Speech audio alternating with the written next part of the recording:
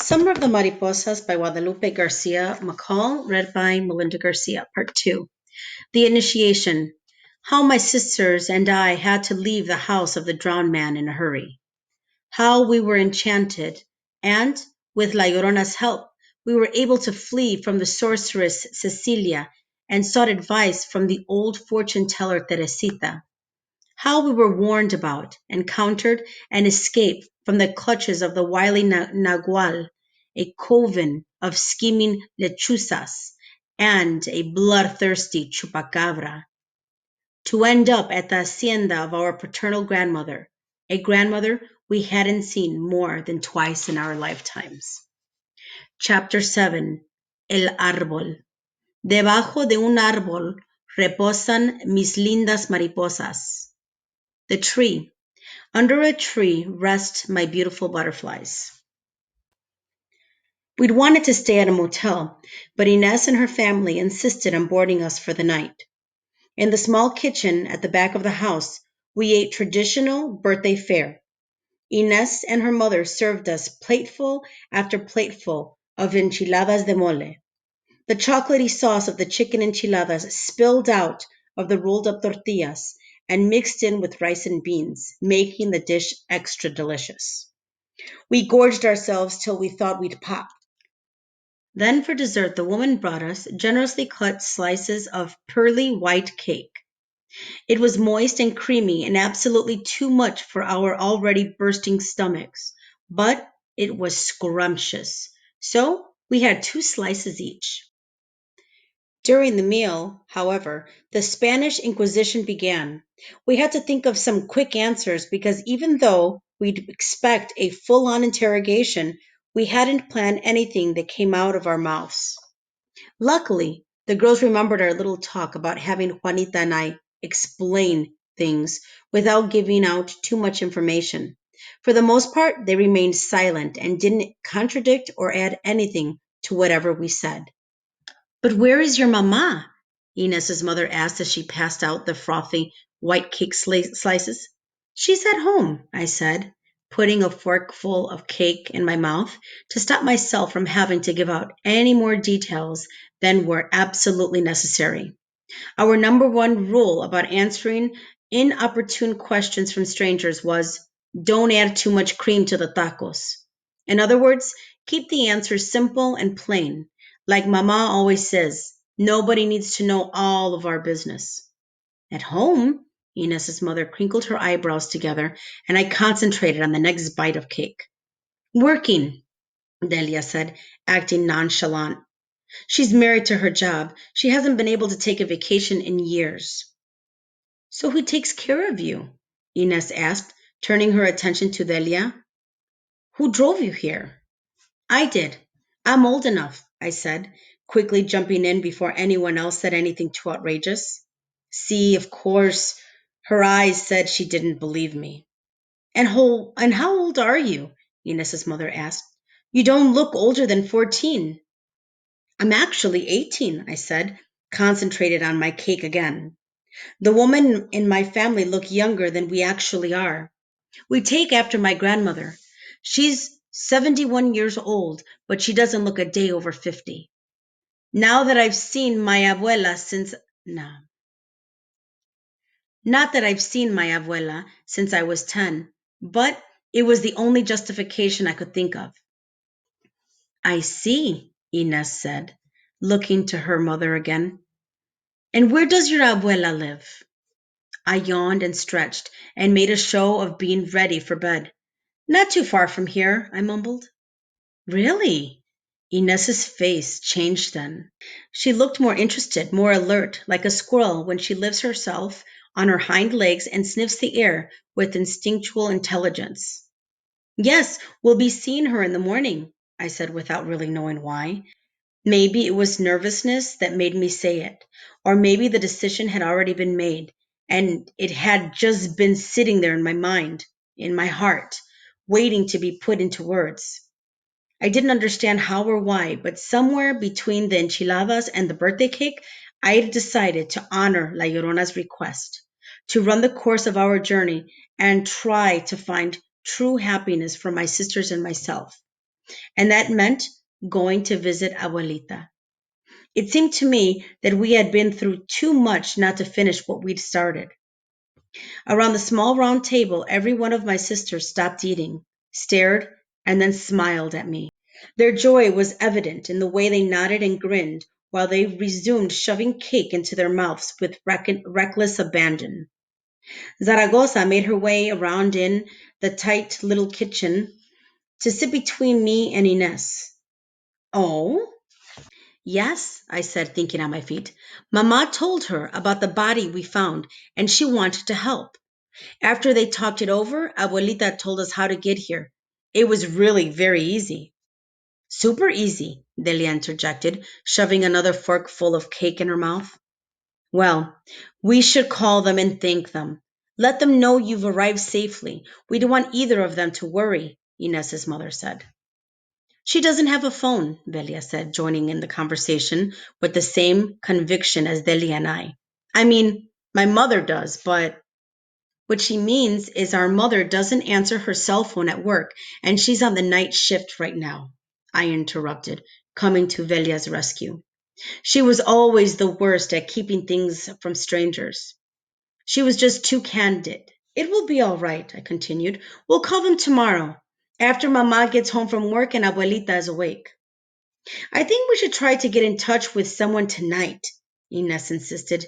Don't you, Mama? No, I said emphatically, hoping that they would listen to us. Why not? Ines asked. Because, because I tried to think of something else to say, something totally convincing, but nothing came to mind. I started to panic, and I realized I was holding my breath. Then, remembering La Llorona's words and the effect the ear pendant had on the duty officer at customs, I reached up to my left ear and flicked my index finger against the nestling orbs. They tingled lightly, and I could feel them twirling around each other, humming against my cheek. I turned my face slightly toward Ines and her mother to call attention to the spinning argollas as I whispered the enchantment. Aztec Queen Tonachin, Holy Mother of all mankind, give us your magical assistance. Make these women believe and help us leave. What's going on? Juanita leaned close to me to look at my whirling ear pendant. The rest of the girls did the same from around the table. Why is your earring spinning? And what's that you said? She reached over to touch La Llorona's magical gift. Don't touch it, I whispered. It's a prop to help me hypnotize them. Since when do you know how to hypnotize people? Delia asked, a frown of disbelief furrowing between her brows. Who cares? It's working, Juanita said, putting a finger over her lips. Look at their eyes. They look like cats. I like your earrings, Zaragoza said, reaching for them. They look very old, like something the ancient Aztecas used to wear. They were a gift, I said, trying not to deviate too far from the original lie I'd told the Border Patrol agent earlier that morning. Zaragoza took another sip from her coffee. Oh, who gave them to you? Abuelita Remedios, I lied, relieved to see that the woman had dropped their concerns. She's very generous. Of course. Ines's pupils were perfectly dilated, giving her a dazed expression. Her mother's pupils were dilated too. The spell was working. I'm glad you're going to a relative's house. It's not safe for you girls to be traveling in Mexico alone. Well, like I said, our grandmother lives down the road about 20 miles away between here and Ejido La Palma. This was more like a quick stop along the way. It wasn't a total lie either. Hacienda Dorada was technically located somewhere in the wilderness between El Sacrificio and Ejido La Palma. There were a series of unmarked roads that led to Hacienda Dorada from El Sacrificio. Papa had outlined them on his road map when I was 10 years old to show me where we were going the last time we visited Abuelita Remedios. Juanita had looked it up while I was driving earlier today. So you're going to visit your grandmother. That's nice. I bet you're excited about that, Ines's mother exclaimed. She smiled at Pita, who was shoving cake into her mouth without saying a word. Pita was all bug-eyed and big-eared, nodding like a ratoncita, nervous as a little mouse sitting precariously on the edge of a wooden trap. By the time we were done eating and answering questions, it was almost midnight. We sat at the table yawning in front of our hostesses, who were cleaning up after the party. When they saw us practically falling out of our chairs, Ines insisted that we follow her down the hall. First, we'll get you all cleaned up, Ines began. You can take turns showering. Your little sister can go first. I suggest you don't take longer than 5 minutes each, otherwise you'll run out of hot water. Oh, we don't want to use up all your water, I said, feeling more and more like we should just get out of the house. Maybe go find a cheap motel room in the nearest town. Well, let's not worry about that, Ines said, as she put her arm around my shoulders and walked me back down the hall. The water will be warm again in the morning. Half an hour later, Delia was busy combing out Pita's wet hair. Pita looked refreshed with their hair slicked back. The twins looked revitalized too. Their hair was still wrapped in thick towels, and they were still wearing their long shirts from home. Their legs were long and slim, and I wondered why they weren't cursed with the big bone frames Juanita and I had inherited from Mama. Are you almost done in there? I called to Juanita, who was obviously taking her time in the shower. I was dying to scrub the grit off my arms and face. I'm so dirty you could take a spatula and scrape the filth off my skin. You're telling me, Delia said, looking at me with disgust. You smell like a chiva. Thanks. I lowered the toilet lid and plopped down on it, upset at the idea of smelling like a billy goat. I love being one of your analogies. It's a simile. I didn't say you were a goat. I said you smell like a goat. Didn't you learn anything in English class? Delia pulled the towel off her head and started finger combing her hair absently. Delia pushed Pita toward the door. I'm out of here. Let's go to bed. Papita frita. Looks like we're sharing piojos tonight. Stop calling me that. Pita pulled away from Delia and grabbed the side of the sink to anchor herself. I'm not sleeping with you. You're mean. Suit yourself, but there's only one bed, and I'm calling the left side. There's only one bed? I asked, watching Delia pull her right eyelid down to check her eyes in front of the mirror. Yup, Delia said. She opened her mouth and stuck her tongue out to look at it. I'm sleeping on the window sofa. Ines said I could. It's just long enough for one person if I curl up real tight. Besides, I'm too tired to share a bed with Pita. She kicks like a wild horse. I know, Juanita chimed in from behind the shower curtain she was using to cover up while she dressed for bed. I'm taking the blankets out of the car and sleeping on the floor. On the floor? I asked, mortified. My back ached just thinking about it. It's better than being all crunched up in that bed with the three of you. I guess the floor's not so bad, I admitted. I mean, compared to having Pita punching and kicking at you all night long. Do whatever you want. Shower's all yours, Juanita said. Then she pushed back the curtain and stepped out of the bathtub in her pink pajamas. She had dressed in the shower because she was much more modest than the rest of us. There's probably enough room for the three of us on the bed, I said hopefully. I couldn't have been more wrong. By the time I got out of the shower and dressed, Delia and Pita were asleep, fully stretched out on what would have been my side of the bed. Delia was awake, but just barely. I tried to shake her so she could give me some room, but she moaned something that sounded like Loteria. Odelia, it's not very comfortable, but you can sleep down here with me, Juanita whispered from her place on the floor by the window seat. Delia and I are awake. I wish we had more cushion down here. Why didn't you take the comforter from the bed? I asked. Delia called it, and she wouldn't give it up. But that's okay. I have my son Marco's blanket. It's not so bad. You'll get used to it. Suddenly, angry, I grabbed the edge of the comforter and yanked it off the girls on the bed, leaving them with only the thin blanket underneath. Pita whined out an incoherent sound, and I smiled as I walked away with it, without feeling even a little bit guilty. They were lucky I didn't push them off the side of the bed, selfish brats. So, what's the plan for tomorrow? When do you want to take off? Juanita asked in the darkness. I settled in beside her on the floor by the window seat, and we snuggled under the comforter together. I don't know what time the family is going to wake up. I took a deep breath and let it out slowly. But we should hit the road as soon as the sun comes up. This whole thing has gotten too complicated for my peace of mind. I know, Juanita said. Today didn't turn out the way we pictured it at all, did it? Velia turned over on the window seat to face us in the dark. Who would have thought this guy had abandoned his family? She said, joining our conversation. He looked so happy in the picture. I thought for sure they'd be waiting for him. Nothing's ever the way it seems, is it? I mean, look at Papa. Juanita whispered, at no one in particular. She sounded distant, sad.